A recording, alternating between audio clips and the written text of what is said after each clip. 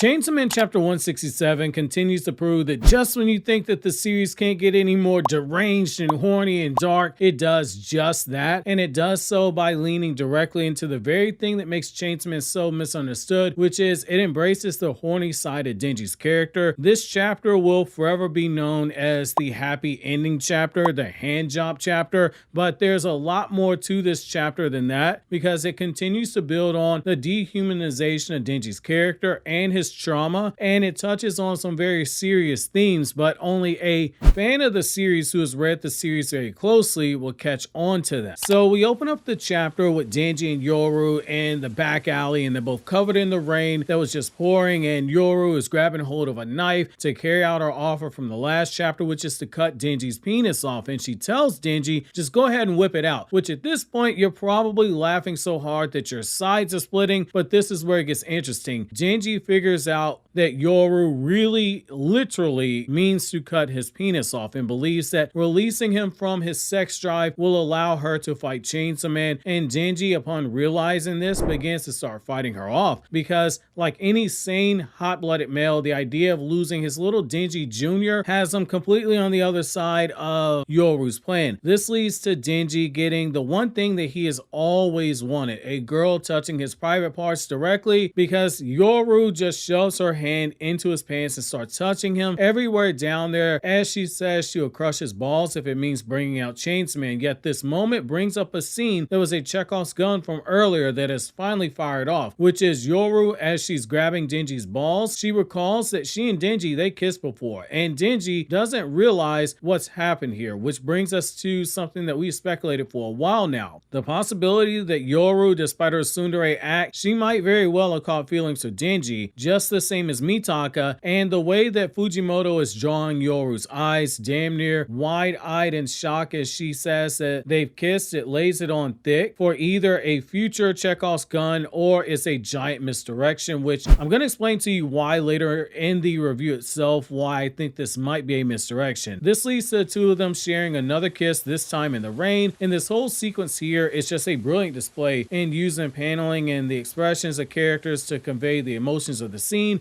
without having to use too many words. If anything, words on these panels here, it would take away from the impact of what you're seeing, particularly the way that Mitaka's eyes are drawn. The way this is drawn, it makes you focus in on her eyes, which is what I want to bring further focus into before we get into the whole encounter, particularly the happy ending of it all. It's a lot darker than you realize. When she and Denji break apart, her eyes are small in shock, as if she's still in a phase before we get the close-up of her face, and it's tilted up and her eyes are beginning to enlarge before they reach their correct size. It's the moment of clarity before Mitaka keeps her hand in his pants and she starts giving Denji a hand job while she's kissing him, and as they're making out, we see a split panel done of Yoru and Mitaka on the lower left page of the chapter, and this is where it gets brilliant. If you look at the panels prior to this, you can see the blushing spreading on Yoru's face, and it's leading to the split panel. Look at this face. Mitaka appears to be in the process of taking her body back from Yoru, and if you look at the cheek, the scars on her cheek that were just there in the prior panel, they are gone now, which is important because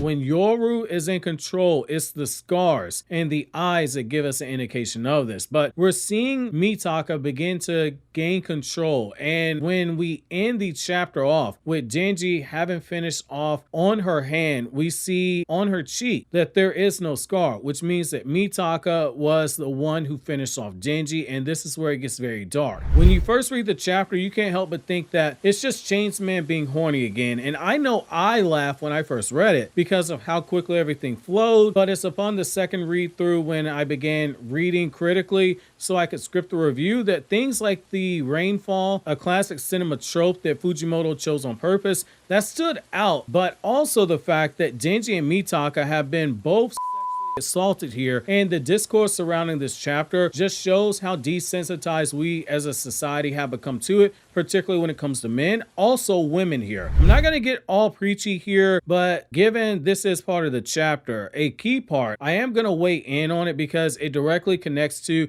what we've previously seen with Denji's character, and it also sets up a future arc for Denji's character. He isn't viewed as human outside of arguably power and Reze, and that just comes down to to how sincere you believe Reze to be at the end of the Bomb Devil arc, but no female who has been involved with Denji has seen him as simply Denji. They see him as a tool, as a means to an end. They were gaslighting him. They were manipulating him. They were using him. Reze might have caught feelings for Denji. In Power, she viewed him like a sibling. The moment that they're sleeping together and bathing together after the Darkness Devil arc, that proves as much. However, here's the thing. Yoru continues it in this chapter, and she pushes Mitaka into participating in the assault of a boy that she clearly has caught feelings for. Their minds, they're crossing over. We've seen it over and over the last 20 or so chapters, and it's to the point that they can switch back and forth with ease now. Denji literally tells her to stop when he thinks that she's gonna crush his balls, and while we see Denji later on swapping spit and he even gets his nut off, both they are victims of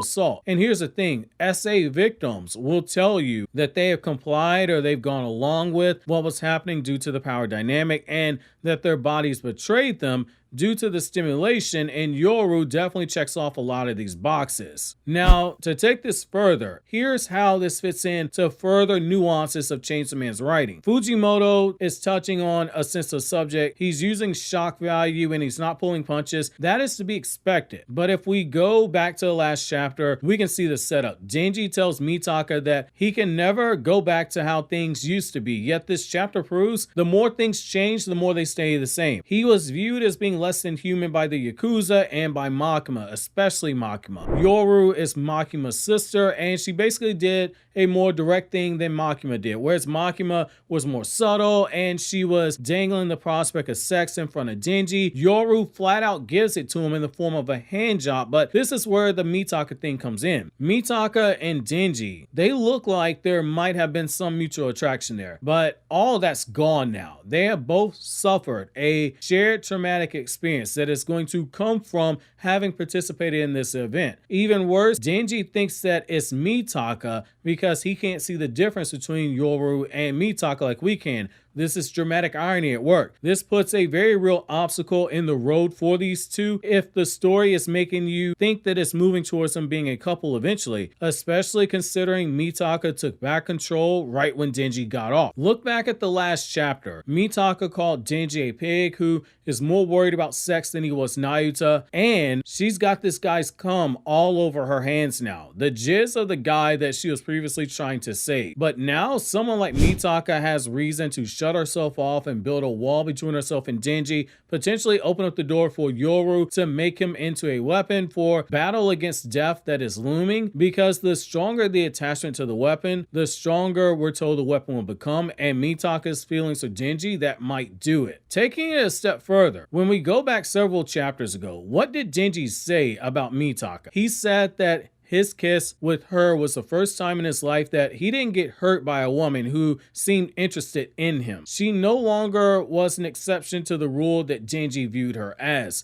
Makima's legacy is continuing here. She dangled the prospect of sex to Denji, and she viewed him as not being human. Yoru forced sex onto him using the body of the girl that he liked. That ideal lover that you read about in books like The Art of Seduction, that image is gone now. It is a cruelty of life, and it's especially heartbreaking when you realize that ideal lover facade is something that Makima played to a T, and that goes back to the cruelty of life itself. The people he pedestalized, they will eventually let you down because they are flawed humans just like you are. Denji right now, after saying he can never go back to life like it was before, has done just that, and it's been against his will. Fujimoto has continued to dehumanize his character in this arc, is breaking that dam, or at the very least is putting a crack in the foundation. His dogs, they are dead. His home's been burned down. All of his friends from part 1, they are dead, and the people who he thought were his friends, Yoshida and Fumiko, they betrayed him. His younger sister Nayuta, she is missing. She is potentially working with Fami, and she's already revealed that she plans to break Denji beforehand, and she was showing signs outright saying she would join the devils and not humanity. Now the one girl who he thought was breaking that cycle, she has caused trauma to him via this assault by violating him. It makes you go back to that Bomb Devil arc all over again,